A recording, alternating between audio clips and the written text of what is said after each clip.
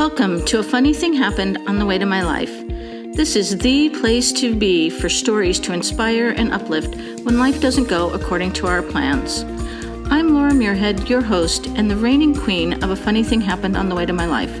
I can't wait to share the plot twist stories of my guests that will inspire and uplift you when life didn't follow the plan, right here on A Funny Thing Happened on the Way to My Life podcast.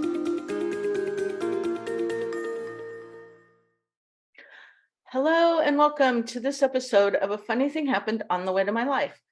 I'm your host, Laura Muirhead, and I am so excited to have as my guest today, Tracy May. Tracy is a co-author with me in the #1 international best-selling book, Entangled No More. Come and introduce yourself, Tracy, and tell us and our listeners where in the world you are and what you do. Well, thank you, Laura. And I am so excited to be here with you. So I'm super excited about being here. Sorry about that. Yes, I'm a love and relationship coach, expert specializing in toxic love, meaning narcissistic love, trauma, anything that's toxic related. And so I'm a coach mainly for women who are suffering in their relationships and don't really know why. A lot of times we don't know why we're in toxic relationships, or we don't even know we're in one. So I help those women figure out what's going on. I help them to heal the patterns and the cycles that usually come from childhood. And so that then they can figure out whether they want to stay, leave, or if they've already left, find a new relationship. Because a lot of times those relationships aren't salvageable, but women don't want to leave. Like, you love this person, you are entangled with them, with children, and in my case, it was a business. So, so I help women just take those steps to kind of step out of the fog of the chaos and confusion, stop dancing with the dysfunction, and really help them to get to a place where they can get the love that they deserve and that they want. It just seems like a huge service that you do, because I can only imagine how difficult it must be, even for women to potentially take that first step and come out and reach out to you for help. And that is it's just amazing. Now, I know, because I've read your chapter in Entangled No More, that your own life experience is like so many of us. We tend to do things that help others because of our own life experience. So come in and talk about that and tell us about your own life experience and how some of that led you to what you do today. Yeah, great. Yes. So like many women who are in abusive relationships, I grew up in a childhood that was very dysfunctional. I had an alcoholic mother and an abusive alcoholic stepfather. My own father abandoned me and my brother and my mom when I was 3. So there was a lot of toxicity, a lot of anger in my childhood, and a lot of dysfunction. And I learned very early not to trust myself, because here are these adults telling me things completely the opposite, such as I heard my stepfather tell my brother when he was 8 and I was 10 that he was going to kill him in his sleep at night. And I went and told my mom, and her response was, "Oh, he would never say something like that." And of course, he denied it. So, that was just an example of how I was trained, conditioned to not trust myself, right? And so, all those patterns and behaviors I learned in my childhood, to feel like everything was my fault, to feel like I wasn't good enough, and to not trust myself, I brought into adulthood because I didn't know any better, right? That's how I knew how to have a relationship. And that's how we all know how to have relationships, is what's shown to us when we're children. And so with that information, of course, then I married my first husband. I found out I was pregnant shortly before we got married. And right at that time, I had decided I wasn't going to marry him. Like, I had this very huge intuition that said, don't do this. But then I found out I was pregnant. And so I was like, in those days in the 70s, you got married when you were pregnant, right? It wasn't like it is today. So I ignored my intuition and went ahead and married him. I didn't know it at the time. The relationship was very verbally and emotionally abusive. But I had come from such an environment of anger that I didn't recognize that it was abusive, right? I just thought we were fighting all the time. And then when I was 5 months pregnant with my son, my second child, I packed my husband's bags and threw them out because I'd had all I could take. Oh my goodness. Yeah. So that had to be hard. But I want to just talk about for a minute, and I know you've got more to tell us, but I just want to talk about how our childhood experiences really do play into this. And I can only imagine, like, you going to your mom, to someone that the adult in the room, obviously, the adult, that you are Supposed to be the adult. right. And to say, okay, this is what's happening. This is what did happen and what was said. And trying to protect your brother, Yeah. and only to have, like, no, that couldn't, that, no, so there's so many layers of that from my view of it being like, okay, not only do you not trust yourself, you don't trust her, you don't trust to say anything again, to call anything else out if something else, raises a red flag. And so, yeah, how these, childhood experiences then play out in adulthood for us in our relationships, for sure. Yes, definitely. Because what I learned and what many women and men learn is not to speak up for yourself, not to trust that what you're experiencing is real, and then you learn to give your power away to the other people because they must be right? Because I heard with my own ears, like, my brother had been telling me for a long time that my stepfather was saying these terrible things to him. And I didn't believe him because I was like, what adult would say those things, right? He didn't say them to me. And then I accidentally heard it. I mean, I just happened to be in the room hiding, gonna scare my brother, and he walked up to him out of nowhere and said that to him. And then of course I popped up. Um, your mom's supposed to be there to protect you, right? Your parents are supposed to be there to protect you. And here are these parents telling me, no, you didn't hear what you heard. And I heard this man threaten my brother, which of course now I'm afraid for my brother for the rest of my life while I'm living in that household, right? And I feel I can't speak up about what I need, what I want. And that's what we carry into adulthood, right? We don't know how to speak up for ourselves because we've never been allowed to. It's never been okay to say, oh, this is really scary, or even to notice our emotions, because I had to be strong and brave in that moment and be like, fight with my mom that this is true, and then believe her that, oh, well, maybe he didn't really mean that, right? And so then when we come into our adult relationships, we discount ourselves in that way with other people. So like in my first marriage, we'd be arguing and I would think he was right instead of I was right. Or in my second marriage, he would always have these excuses why he was yelling at me, really degrading me, but I would always feel like it was my fault. So you learn those patterns and those beliefs in your childhood, and they're so ingrained because you learn most of them from 0 to 6. And so you don't even have the knowledge of knowing if they're right or wrong, right, or good for you. And then you're exposed to them. And then in my case, it was more and more abuse, although I didn't know it was. That's the whole thing. It was so insidious because there wasn't really verbal abuse, emotional abuse, physical abuse. It was all under the covers, so to speak, right? Unavailable parents, all things like that.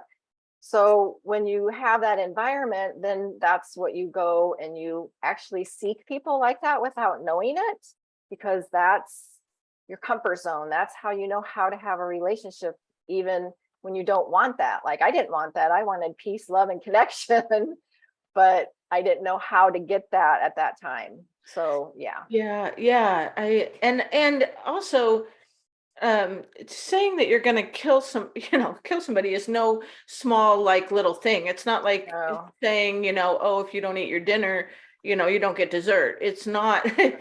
we're not talking a small little thing. So, Yeah. yeah, and we do seek out, like you said, what we're comfortable with, what we know. So was there something in your first marriage that prompted you? Was there a certain incident to prompt you to decide to leave when you were pregnant with your second son? Or I mean, you just had enough? Did it just pile on? What prompted you to finally say, okay, I'm out, or he's out? Yeah, he's out. I don't specifically remember because that was over almost 35 years ago, but I think it was more like I don't want to live like this anymore, right? I don't want to be called names anymore. I don't want to be yelled at all the time. I don't want to be the one working while he's at home doing nothing, laid off or at his mom's house, all of it was kind of all of those things. Um, to where I felt like I was the only one taking care of everything, even though he did at that point, he was working. And so it was just like I got to my breaking point, like, no, I'm done. Like, I can't have one more argument with you. I'm not going to go through this. I'm not going to have my kids go through this. This doesn't feel good. And I didn't really know it was abuse at the time. And now as I reflect back, I actually see signs that he was a narcissist, but of course there was no knowledge about that in those days. So yeah, it wasn't anything specific. It was just like, when you hit a wall of I've had enough. That's where I got. And that's kind of been my pattern with my other relationships after that, is I tolerate a lot without knowing I am. And then I finally get to a place where it's like, I've had it. I can't do this one more day. Well, and I think sometimes, and tell me if was true for you, when we do have kids, or when you're pregnant with your second, you almost are at, wanting to protect them. Yeah. It's one thing for us to go through whatever for ourselves, but once it's gonna, filter down to our kids, then it's kind of like, no, you know what? I'm not gonna expose my kids to this. It's just not gonna happen. And, I, did some of that play in as well for you? Oh yeah, definitely. Because of my childhood, I was extremely protective over my children. I did not want them to live with an alcoholic. I didn't want them to go through all the things and the fragmented life that I had. And so, yes, I was very, very protective over them. And so, yeah, that definitely played into it. And it played into it when I was with my ex-fiance, um, some years later, and he started turning on my daughter, talking to her, yelling at her like he was yelling at me. And that's when like a light bulb went off for me, like, oh, we're not going to live here with him anymore. I've got to find a way to get us out. So yeah, so when someone's attacking my kids, I'm mama bear and don't even think about, that's when I take action. Like, you can beat me up as much as you want, or at least in the past that was the case. But don't do it to my kids. Right. Like, do not. So you had your first adult relation, well, not your first necessarily adult relation, your first marriage, which was, not pretty. And then after that, you were engaged to another person who had a similar pattern to your first husband.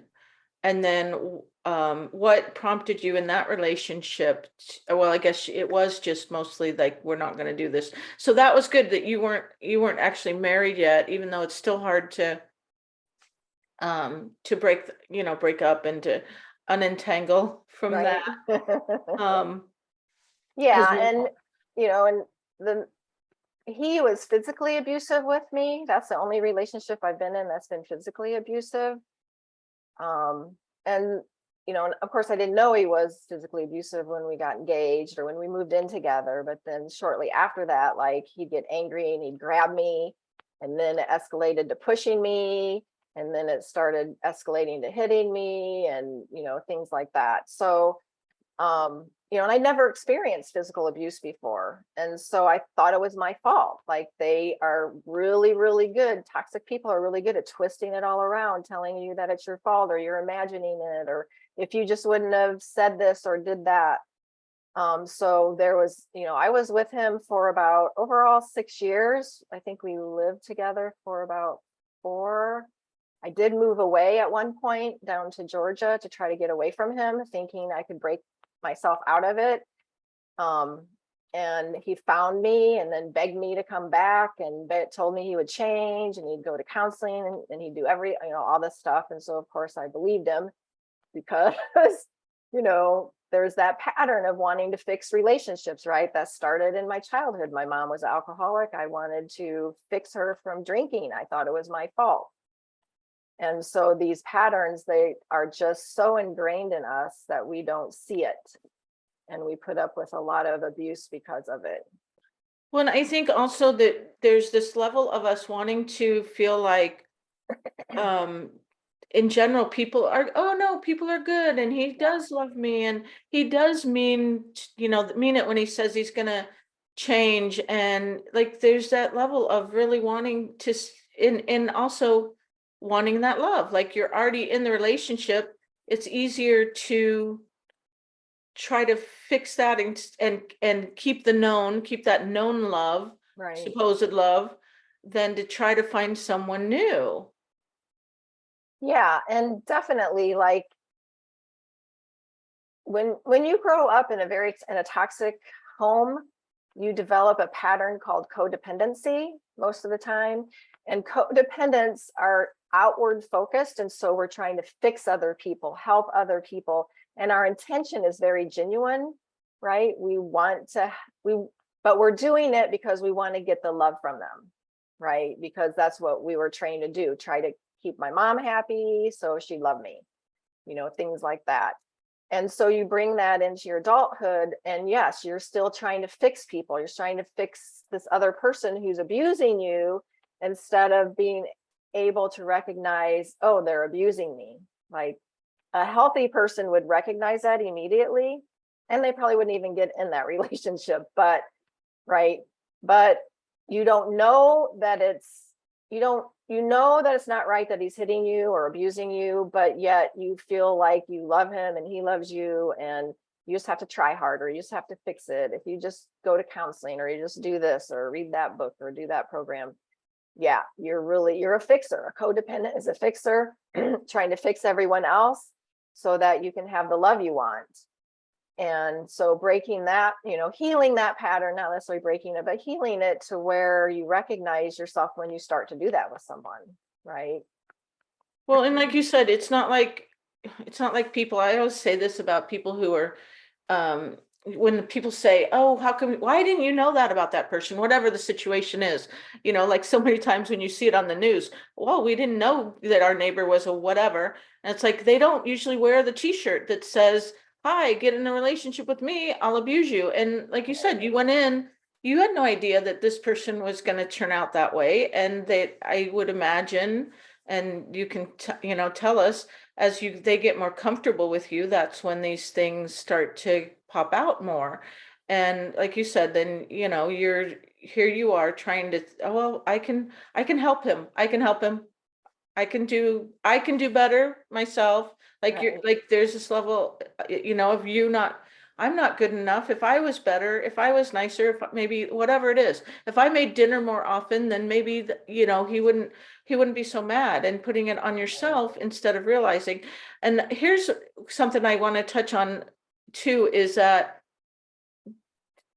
because I know there's a lot of people who are really judgmental of people in situations, and say, well, why didn't you just leave?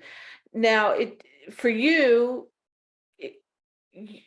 was it any easier to to draw a line in the sand with the physical versus the emotional and mental abuse.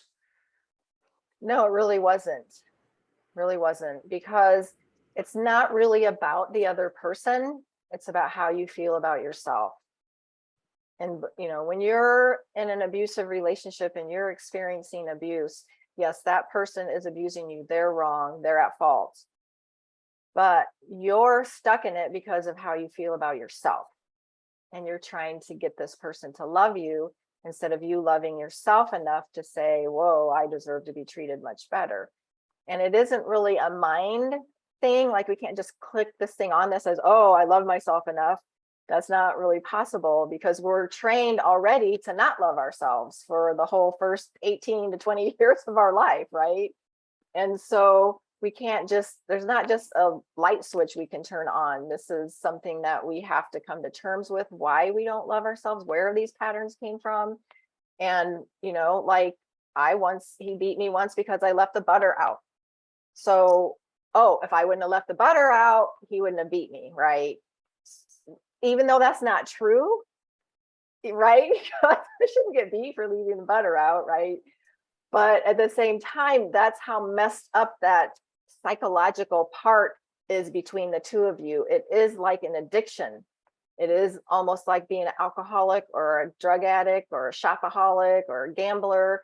Like, you are so trauma bonded to this person that you will do anything to make the relationship work, because then you will feel like you're enough and you won't feel like there's something wrong with you. And so that's the part of yourself that, or at least that's the part of me that I had to heal, and that I help my clients heal, is really getting to that core part of, what are you telling yourself that's allowing yourself, so to speak, not consciously, because I know people are like, well, allowing means you knew it. No, you don't know it. You don't really realize, and it's so hard to explain until someone's been in the middle of that. Like, when someone's yelling and screaming at you, and this is a person that you love and that you think loves you, it's so hard to separate that this person is abusing you. Yeah. And so, so when people are on the outside looking in saying, well, why didn't you leave sooner? Or I didn't know, or, that he was such a bad guy, there's not support to go and tell people what's going on. In our society, we see abuse more as physical abuse. And so when there's emotional, psychological, financial, sexual, we don't really know even how to verbalize it, to say that it is happening, because it seems crazy. Well, and like you said, for so many people, it goes back to childhood as well, where if I tell someone, they're not going to believe me anyway, because, right, I told before and I wasn't believed. So I think there's probably that pops up a lot as well. So, so you did break free from that second relationship. Yes. And then after that. And then I ended up in a third toxic relationship. So I had left my ex-fiance, ended that relationship. I'd been in counseling almost all my life, right? So I thought I was getting better. The truth was, she was helping me deal with all the trauma, but not really what was going on inside of me. That was the programming that was keeping me stuck in them. So it'd been 6-7 years since I'd been in that relationship. And I thought, oh, I'm ready to be in, I would have been in some relationships, but I hadn't gotten into any, more long-term relationships. And then I met my second husband, and fell madly in love with him, thought he was the greatest guy. We moved in together after about 8 months. And I remember feeling a few months later, like, suffocated. But I thought, oh, well, I haven't lived with anyone for a really long time. That's probably just normal, right? Sharing my space with somebody, talking to someone all the time, all of that. I didn't really realize what was going on. And so then we built a home and got married, and and I started to notice he was angry all the time, like angry about little things. Like, I went to bed later than him because I'm more of a night person. Moving some plants in the landscaping, like, I'd want him to help me move it a few inches. I know that sounds crazy, but that's how I am. I like things to be the way I want them to be. And he'd just blow up out of nowhere. And I would just be like, so why are you yelling at me? Like, that's ridiculous. We're just moving plants. Or mad at me because I exercise too much, according to him. And so it was just like all these little pick at me all the time that was going on at first. Where I just thought, gosh, this guy, like, why is he always so upset? Like, this is ridiculous stuff. It's not like he really had something valid to be angry with me about. And then as time went on, I started noticing he was more and more angry. And I remember we were driving because we had started a business together. And so we were driving to work together one day, and he started like yelling at the drivers, and then he started yelling at me about something. I don't even remember what it was. And I was just like, wow, like, this is kind of crazy, all this stuff that's going on. But of course, fixer Tracy didn't see it as abuse. She saw it as an opportunity to fix this person so he could love me, right? So then there was just, and he never physically touched me until like the very end. So there was never any physical abuse. And so I really didn't see it as abuse at the time. It took me a lot of years to recognize that he was abusing me, and he would just blow up and explode out of nowhere. Dr. Jekyll, Mr. Hyde. I never knew what would upset him. What upset him today wouldn't upset him tomorrow. Anything I said, he'd bring up in the future about something I said or did in the past, or what I might do, so it was all this crazy making stuff going on that I did. Like, I'm like, this guy, because in between all these times, of course, we had good times. So, I mean, that's the important thing for people to understand, is that when you're in a relationship with someone who's toxic, abusive, or narcissistic, there are times when things are good. Otherwise, you wouldn't stay, right? Like, I stayed because things were good. Like, when things were good, they were really, really good. But when things were bad, they were bad. And so, and we had this business together. And so I was just trying for years and years and years to solve this relationship problems that we were having. And then finally, in about 2015, I was like, I can't live with this anymore. So I moved out for like about a month because moving out made him even more angry than he was when I was there. And I know that sounds kind of crazy. Like, if he was more angry, why would you go back? But that's the pattern. That's the fears that are going on there. Like, oh my God, I just made him madder. And I felt responsible. And that's the other thing. We always feel responsible for these people when they're angry and yelling at us or giving us the silent treatment or cheating, whatever they're doing. We really feel like it's our fault. Like, somehow we need, like, we're responsible for what's happening in this other person, when the truth is we're not. Like, he's responsible for his behavior, we're responsible for ours. But that gets convoluted because of our childhood, right? And we don't see it. And so then when I moved back, I was like, can't do this anymore. And I found I went to an inner bonding intensive, like inner child healing. And that's kind of when my life started to shift. That's when it was like, oh, I see that I'm part of this cycle. I'm part of what's going on because of how I feel about myself, because of how I learned how to have relationships, because I'm trying to change him instead of accepting that he's abusive, because we always want him, because we see good pieces of him. So we think there's potential. We think there's possibility, and we believe their promises that they're going to change and stop yelling and screaming or hitting you. So there was all that stuff going on. And so as I started working on myself, healing my programming from childhood, he actually got worse, more and more angry, and started like standing in front of me and following me when I would walk away, because I started walking away from all the craziness instead of trying to defend myself. And so things got worse, and I was just like, oh my gosh, like that made me scared, because I'm like, oh my gosh, things are worse. What if I can't make things better? Then what? And it wasn't even occurring to me that, yeah, you can just walk away. because I had so much invested, so much time and so much invested in our business, and, and my family, my kids and all my grandkids, like we're all this, connected.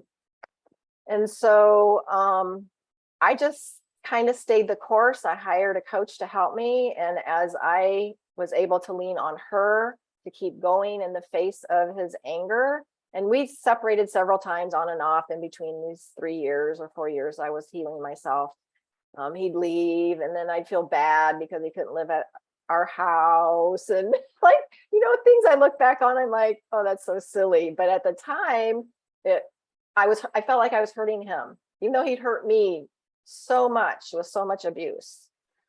But that's that thinking that's always trying to take care of everybody else and fix them. So that kind of went on for a while, but then things finally got to a place where he stopped being so angry all the time.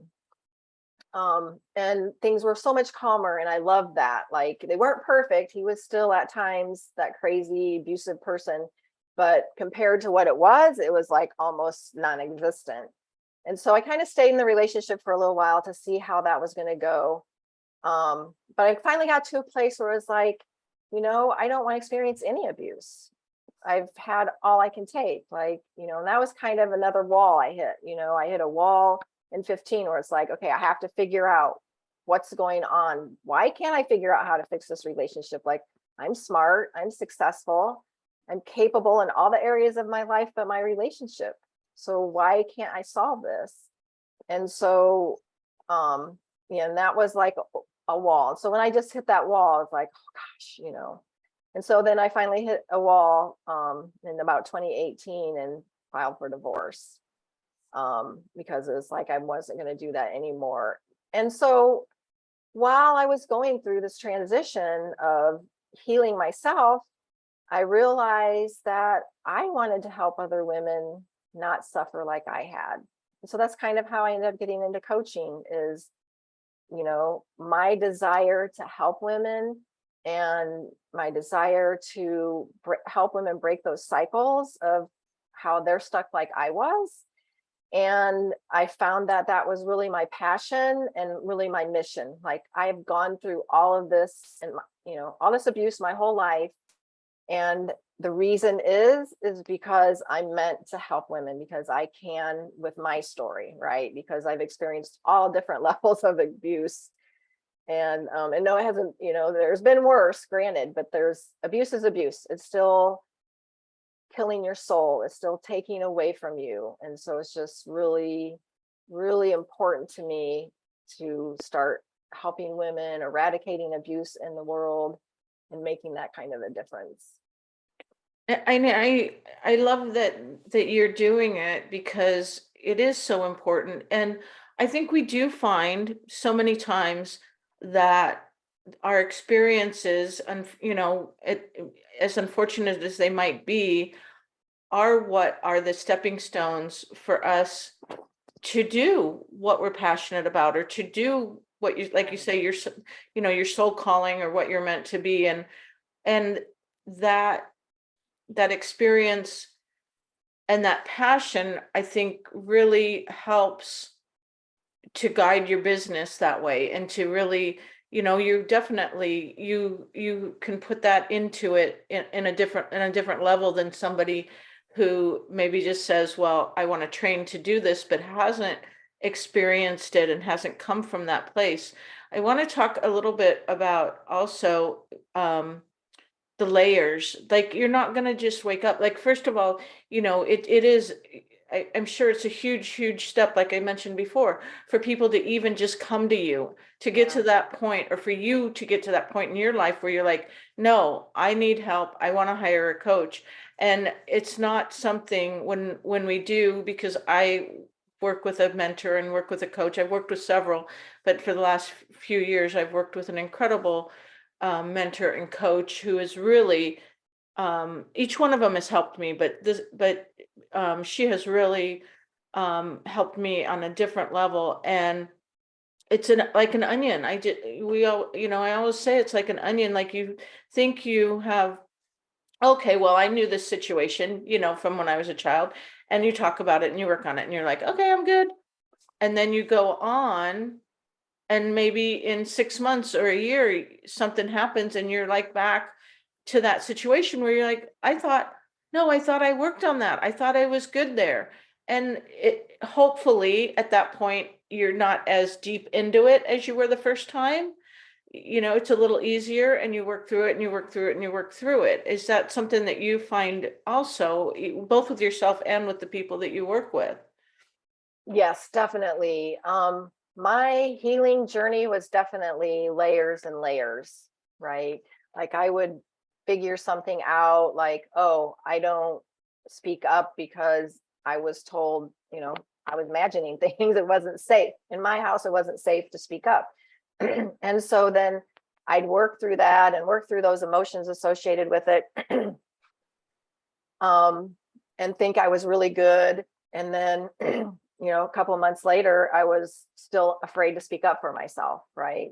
And so, yeah, it's just layers and layers and layers, because it got put in you layer after layer after layer. And so it doesn't just like, oh, I'm healed one day. It doesn't really work that way. It's just, those are layers, they're in you, and we're constantly healing them, feeling them, and understanding them. And I know I would, when I was working on healing myself, I would get so discouraged because I would feel like I was taking steps forward, and the next thing I know, I was going back.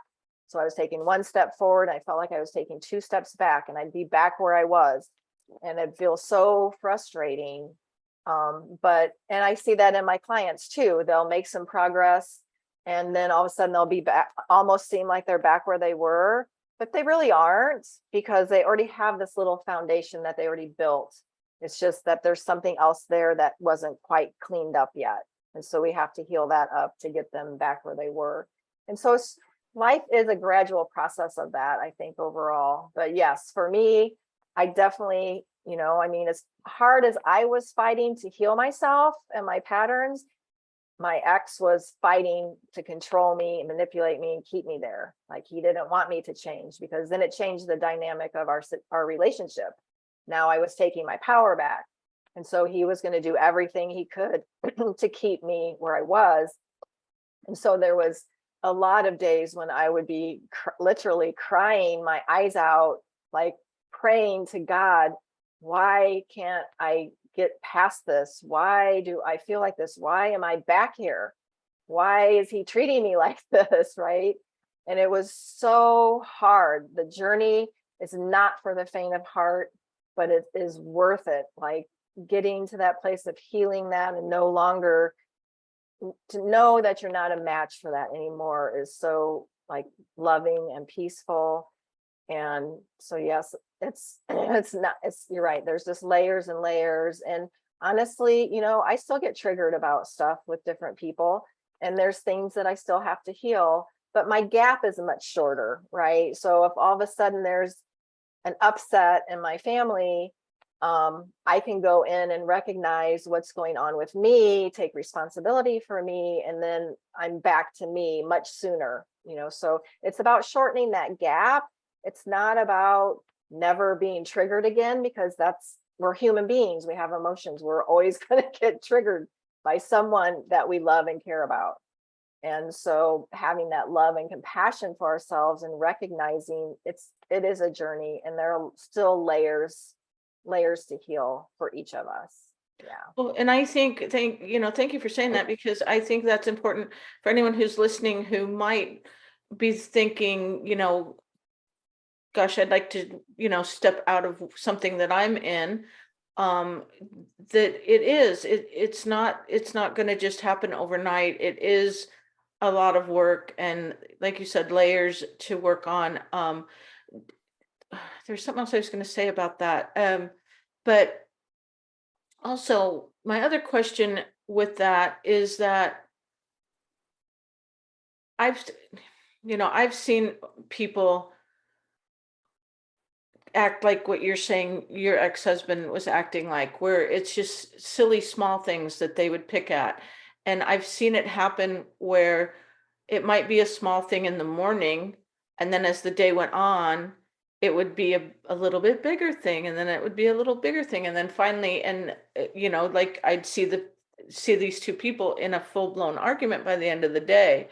And do you have people who, and I think this is a hard place to be as well, where people from the outside are like, oh my gosh, like they can see it playing out in your, in your relationship, but they're either don't feel like they can say something, or feel like it's not my business anyway, it's their relationship. And then afterwards, after you split, people say, oh my gosh, I'm so happy you're out of that relationship now, because we saw it all this time. And what would you say to people about that? Well, what I would say is, like, when you're in it, you're not less necessarily open to hearing what other people have to say. So being available to be their friend, having open communication, having compassion for their situation without trying to change them or fix them, get them, and that means like get them out of the relationship. Because when you're in it, you don't, like, you can't accept that information because you're trying so hard to sit, you're so far in denial yourself that you just can't accept that information. And I was too. I was in complete denial of, I had this inkling my husband was cheating, but there was no physical proof. He was always home on the weekends. He was home after work. Like, there was no, unless he was going to the gas station screwing somebody, like there was no physical way for him to be doing that. But then I found out that for most of our marriage, he was going to strip clubs, hiring prostitutes when he was out of town for work, which he went out of town a couple times a week. So we would do it during the day, during work hours, and I had no clue, but yet my intuition told me something was off, but I could never figure it out, right? And so I was in denial because I knew like deep down something was off, but I had no proof. And so that's kind of how we are. Like, if someone would have came to me and said something, I would have still been in denial. So when we're going to someone trying to help them, because that's what we're trying to do, we're saying, hey, this relationship looks really bad. Are you okay? You can do that, but don't expect them to be like, help me get out, because they probably won't be in that place yet. But just be there for them when they get to that place, and don't judge them, because they're going through their own internal war to figure out how to fix it or get out of it or whatever. They're in an internal war to get out. They just don't know they are yet. Mm-hmm.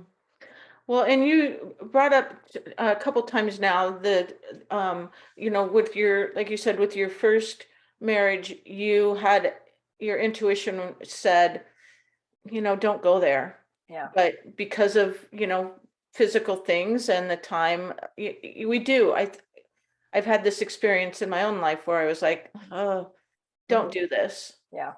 And you do, for whatever reason. You don't listen to your own intuition. And then again, here, you're talking about your intuition again, saying something's off, but like you said, there's no physical proof. I can't point my finger at anything, but it just doesn't feel right. So, and I would, again, if you don't trust yourself to be able to speak up, it's hard to trust yourself and your intuition. So, you clearly got to a point where you did start listening to your intuition, and were there things that helped you get there? It really was the healing process of learning that my feelings were okay, they were valid. What I am experiencing is real, even if someone else is telling me it is not, that I'm exaggerating or I'm too sensitive or, whatever, all those things where people make you wrong for feeling how you feel when how you feel is legitimate, right? So it was me getting to a place of where I just started believing myself. And that was over a course of time, like years. It takes time to rebuild that trust inside of you. And then of course I had physical proof. So that kind of helped me to trust, like, oh, no wonder I thought something was off. Something has been off. Right. And then the whole betrayal and the lying to me all those years and pretending to be one person and being another person, though those things hit me really hard, because it's like, wow, like I've been living with this man for almost 20 years and I had no clue. Like how does that happen? Right. But he was such a pathological liar and so good at hiding things. So I think when we notice something is off, it's really, we have to trust it, but yet we don't trust ourselves enough to trust it. And so, yeah, healing that piece of, yeah, I feel this way for a reason, even if I don't have physical proof, even if there's nothing that tells me it's okay to feel like this, like I'm okay to feel like this. There's something's amiss, something. And, when I listen to that voice in my business or with friends or family, it saves me a lot of heartache. But I really had a hard time listening to it when it came to intimate love relationships. And so that's important too, to know you can have it in certain areas of your life, but you kind of have blinders in another area of your life. And that is really has to do with that belief system that's been developed from very young.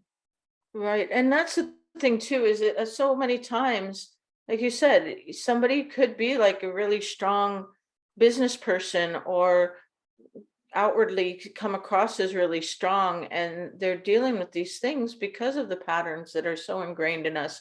And to, really get to the point where we are listening to our intuition, and because again, some of these things I think we even say to ourselves, besides other people saying them to us, is like, that feels off, but maybe I'm just imagining that, or they wouldn't do that. There's no way. I know them better than that. And it is hard. It is so hard to deal with that, for sure. Yeah. And, it's like we always want to believe the best in people. We have hope. We want to believe they're good people. We want to believe they love us. We want to believe their intentions are for our good. And so we kind of tell ourselves, oh, I must be imagining that, or he didn't really mean to say that, or he had a bad day, or, I know things haven't been going that great for him lately. And we make excuses for people's behavior because we do want to give them the benefit of the doubt, right? Because we know we're human and we don't always have perfect days, right? Some days we're not the best person to be around if we have a really bad day. But the difference is that we're still empathetic and compassionate. And when you're with a toxic person, narcissistic person, they are not. Like, they don't have any empathy if you're having a bad day, but they have empathy for themselves if they're having a bad day. But yeah, it's like we tend to, and especially as women, like we're taught to be the caregiver. We're taught to be giving people chance after chance after chance after chance, right? And so that's what we know, right? And so yeah, it's really, really important to remember that it's like we automatically make excuses for people. We automatically want to think the best of them because who wants to think that this person you're married to is a monster or an abusive person, right? Like, you don't really want to see them in that light. And so we do everything to stay in that bubble, kind of that denial place of, oh, things aren't really that bad. And I know I did that too. Well, at least he's not hitting me. Like, it's better than the last relationship where I was beat for stupid things. Now he's just kind of mad at me. And yeah, my relationship did the same thing. Like, it was little things he was angry about, and then it'd be more things and more things and more things. And then there were days towards the end where he was just yelling at me all day long, raging, 2-hour rage fests over crazy stuff. So yeah, so it almost always escalates when it starts out small, because they're grooming us, they're conditioning us to put up with more and more bad behavior, and we don't see it. And so it's kind of like when you have a frog that's put in cold water and you're heating it to boiling, and then they don't really notice that they're getting cooked. That's kind of what happens in a toxic relationship. It starts out just very little undermining little things just to kind of test and see how much is she really, really willing to put up with, right? And then it continues and it gets worse and worse. And the more you put up with, the worse it gets. But you don't really recognize you're putting up with it, but that's what they're thinking. Oh, she put up with this, I can do, and so then it always escalates. May not escalate to physical abuse. I think mine was going to eventually, because he threw the phone a couple times, threw the phone at me and threw a bag of food at me. And so, and that's really important too, to discern that physical abuse is more than just hitting you. It's more than throwing the dishes. It's standing in your way. It's chasing after you if you're walking away. It's taking your car keys. It's doing anything to keep you from going where you want to go. Throwing a phone on the floor, because to him, well, I didn't throw that at you, but it was thrown meant to scare me, right? And so it's really, really important to realize that there's so much that goes on in abuse that's insidious in that way, that physical abuse isn't something you always experience. You do have relationships that aren't. And I think when you're saying that, what's coming up for me too is that, and this is not an excuse at all for that behavior, but it sounds like once you, like at least for you, when you were getting stronger and starting to stand in your own power more, that he was getting frustrated by that. And so Yes. potentially that's why that was happening. And I'm like, again, that is not any excuse. It just seems like when they get to the point where they're really like, oh no, she's going to leave me, or I can't control her anymore, or whatever it is, then that's when that stuff could potentially start happening as well. Now, have you experienced it with some of the people you've worked with, when someone is starting to work on getting, being stronger themselves, do you ever see that ripple out to their partner and the partner possibly getting better? I have not seen that happen yet.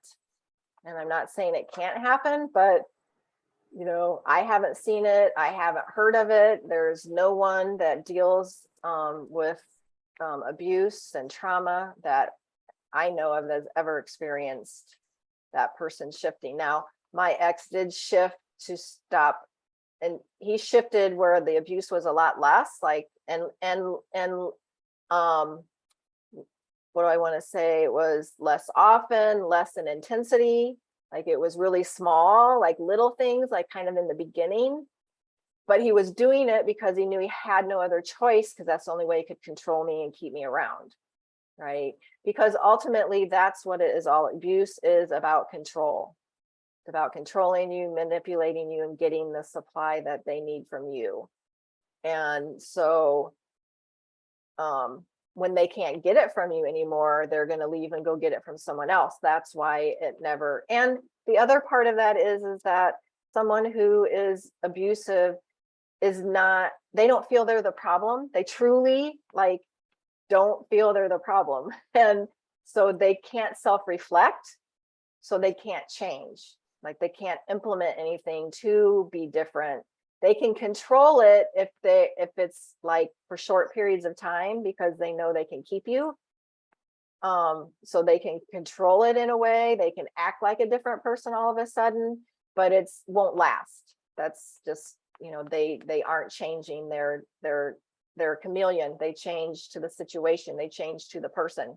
And so, and that's why they act different outside of the home than they act inside of the home, right? Or act different with one person to another person, is that they shift depending on how they can manipulate and control and get what they need from people. And so, yeah, no, I've never seen it happen yet. You haven't seen it? Okay. I hope someday, but yeah, the hope for the best.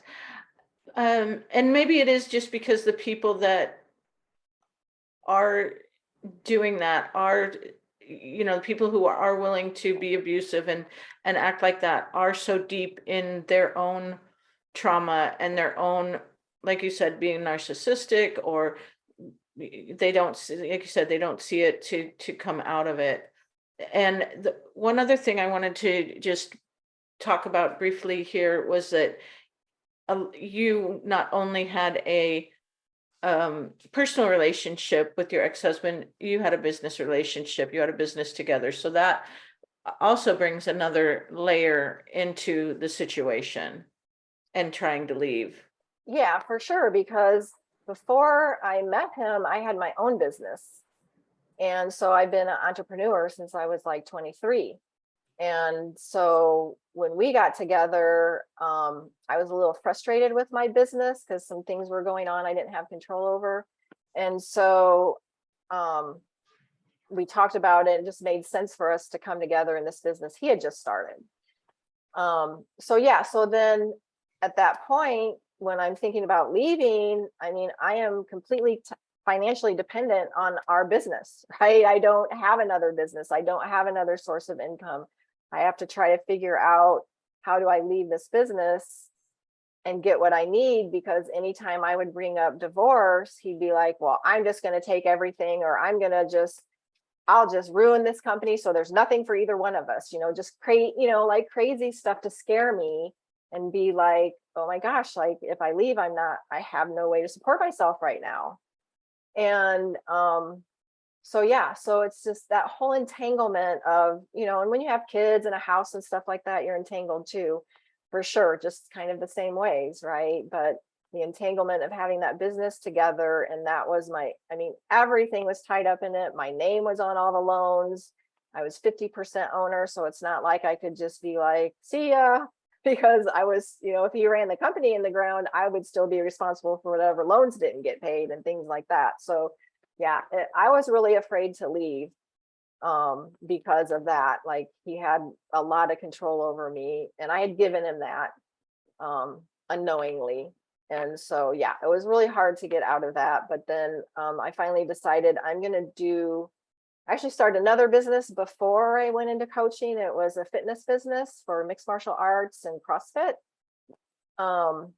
And I went into partnership with a couple people, and the one person was like an MMA fighter, and he was supposed to be our draw, and then he dropped out right before we started. So that business kind of it floundered along because we didn't have our draw. But then, and he was really angry about that because he didn't want me doing another business. So there was like he was abusing me all the time about that and telling me, all these terrible things, and just really, he'd come into the gym and he'd be yelling at me, and he'd push the computer monitor down, and just, really just an intimidating person trying to intimidate me. And so there was all that stuff going on. It was just like, oh my God, like it was a lot. When I look back on it, yeah. So then I closed that business, and then that's kind of when I started working on me, because I was like, can't do this anymore. Like, he's coming into my place where I work and yelling at me, acting like a freaking crazy person. And then the next day he's bringing me dinner and being all nice to me. I mean, that's the dichotomy that was going on. Like, it made me feel crazy, because I was like, I don't know which version is the real version of him, right? Because I'm just all over the place. 1 minute, my emotions were everywhere. So then I started my coaching business, and of course that I got a lot of flack about that, because he didn't want me doing anything else. But I was just like, I've got to get myself away from him financially. I have to find some way to break this bond with him so that I can take care of myself. And I think because I was older, I was in my 50s, I wasn't young like I was before. I was like, I'm leaving, I don't care what happens, right? I know I can take care of myself. You're a little older, you're afraid, those fears around, can I really take care of myself? Am I going to be able to make this new business work? All those kind of things were kind of going on, holding me back. And so when I came to terms with that, I was just like, this is what I want to do, and so yeah, so that made it hard too. I mean, there's always we get all entangled with these people without recognizing it, and then we've got to find a way to break all those entanglements. Yeah. Yeah. Well, and I mean, you certainly have modeled it for others, and I'm so grateful to you for having a coaching business that works with women that way. And I want to just, I think, we could just wrap up. Do you have anything, words of wisdom or something to leave our listeners with before we wrap up this episode? Yes, I would like to say that first, if something feels off in your relationship, trust that and reach out for help. And I know that's hard to do, but reach out, because there'll be someone, and keep reaching out, because therapists and counselors don't always have that expertise to help you. And then if you are in a physically abusive relationship, I urge you to get out, because there's just no way to heal while you're in that relationship. You can't do the work and live with being physically abused. It's very difficult to live with your abuser when you're not being physically abused. So definitely get out. That's the safest thing to do. If you know you're in a abusive relationship, or you suspect you are, reach out to me or anyone who works in this field, because you're going to find answers. Start researching. But the important thing is to trust yourself that something's wrong, and to remember, if someone's cussing at you, yelling at you, pushing you, doing crazy making stuff, telling you you didn't say something when you know you did say something, know that that is abuse, and that you deserve to be treated so much more. Thank you for that. Now, I will put your contact information and socials and things in the show notes, but where can people reach out to you at, and where can they find you? Okay, yeah, I've got a website, and that's www.fiercelyempowered.com. And then I am on Facebook, myself, Tracy May. Also, Fiercely Empowered has a page. And then I have a group called Break Free from Toxic Love and Get the Love You Deserve, for women only. Feel free to join that group. I am on Instagram under Break Free from Toxic Love. I am on TikTok under Gaslighting WTH, I think. And just reach out to any of those. I offer everyone a free Heal Your Heart session, so that we can get to know what's going on with you and figure out what your next steps are.